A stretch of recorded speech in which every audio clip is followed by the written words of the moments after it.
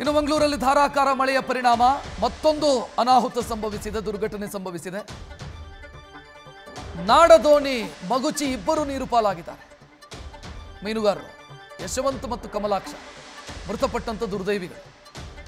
ಮಂಗಳೂರಿನ ತೋಟಬೆಂಗ್ರೆಯ ಅಳಿವೆ ಬಾಗಿಲು ಅಂತಂದ್ರೆ ನದಿ ಸಮುದ್ರ ಸೇರುವಂತ ಜಾಗ. ಆ ಜಾಗದಲ್ಲಿ ಆಗಿರುವಂತ ಘಟನೆ ಇದು. ನಾಡದೋಣಿಯ ಮುಖಾಂತರ ಮೀನುಗಾರಿಕೆಗೆ ಅಂತ ತೆರಳಿದವರು ಇಬ್ಬರು ಮೃತಪಟ್ಟಿದ್ದಾರೆ. ಕಮಲಾಕ್ಷ ಮತ್ತು ಯಶವಂತ್ ಅಂತ ಇಬ್ಬರು ದೋಣಿ ಮಗುಚಿ ಮೃತಪಟ್ಟಿದ್ದಾರೆ. ಯಾಂತ್ರೀಕೃತ ಮೀನುಗಾರಿಕೆಗೆ ಜಿಲ್ಲಾಡಳಿತ ಬ್ರೇಕ್ ಹಾಕಿತ್ತು. ಕಡಲು ಪ್ರಕ್ಷುಬ್ಧಗೊಂಡಿದೆ, ಯಾಂತ್ರೀಕೃತ ಮೀನುಗಾರಿಕೆ ಮಾಡಂಗಿಲ್ಲ. ನಾಡದೋಣಿ ಮುಖಾಂತರ ಮೀನುಗಾರಿಕೆಗೆ ತೆರಳಿದಂತ ಇಬ್ಬರು ಮೃತಪಟ್ಟಿದ್ದಾರೆ ಎನ್ನುವಂತ ಮಾಹಿತಿ ಲಭ್ಯ ಆಗ್ತಾ ಇದೆ. ಯಶವಂತ್ ಮತ್ತು ಕಮಲಾಕ್ಷ.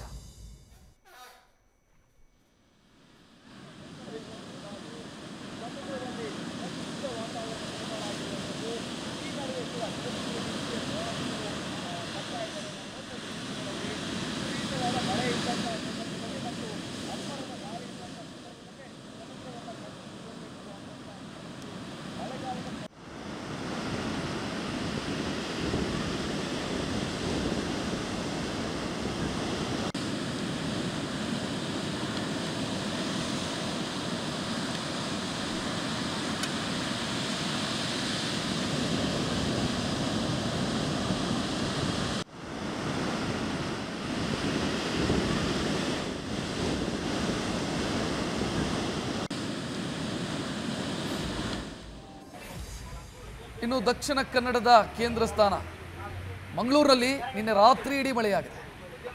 ಪರಿಣಾಮ ಮಂಗಳೂರಿನ ಹಲವು ಏರಿಯಾಗಳು ಜಲಾವೃತವಾಗಿದೆ. ಮಿಷನ್ ಸ್ಟ್ರೀಟು, ರಾವ್ ಸರ್ಕಲ್ಲು, ಇಲ್ಲೂ ಕೂಡ ಮನೆಗಳಿಗೆ ನೀರು ನುಗ್ಗಿದೆ, ಅಂಗಡಿಗಳಿಗೆ ನೀರು ನುಗ್ಗಿದೆ. ದೊಡ್ಡ ಪ್ರಮಾಣದಲ್ಲಿ ನಷ್ಟ ಆಗಿದೆ. ಜನರನ್ನು ರಕ್ಷಣೆ ಮಾಡೋದಕ್ಕೆ ಕಾರ್ಯಾಚರಣೆ ನಡೆಸಲಾಯಿತು.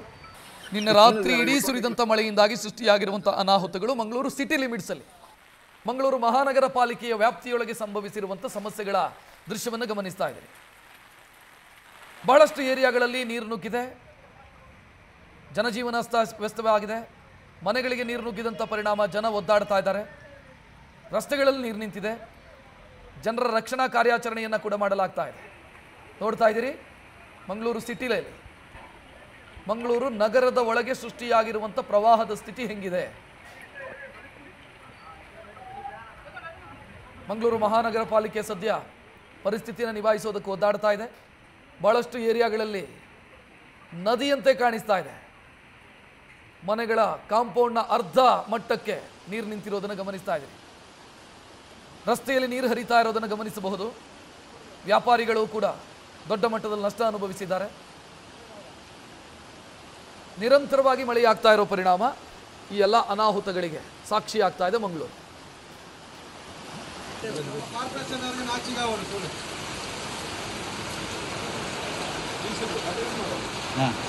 ಡೈಲಿ ಬಂತ ದಿನ ಪಡಕು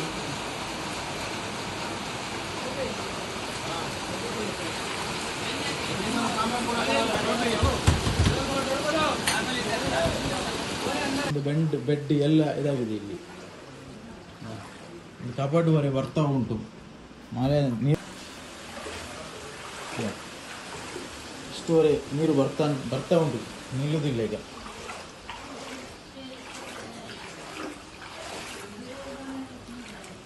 ನೋಡಿ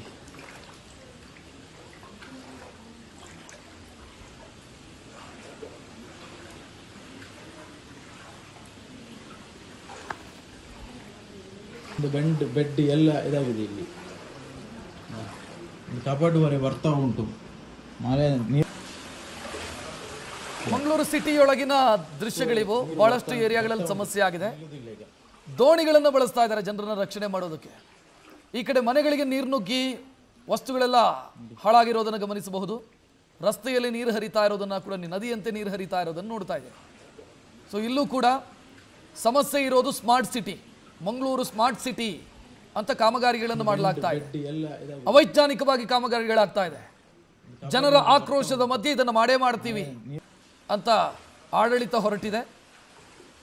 ಆದರೆ ನಿಗದಿತ ಸಮಯಕ್ಕೆ ಕೆಲಸಗಳು ಮುಗಿಯಲ್ಲ, ನೆಟ್ಟಗೆ ಕೆಲಸ ಮಾಡಲ್ಲ, ಕಾಮಗಾರಿಗಳು ನೆಟ್ಟಗಾಗಲ್ಲ.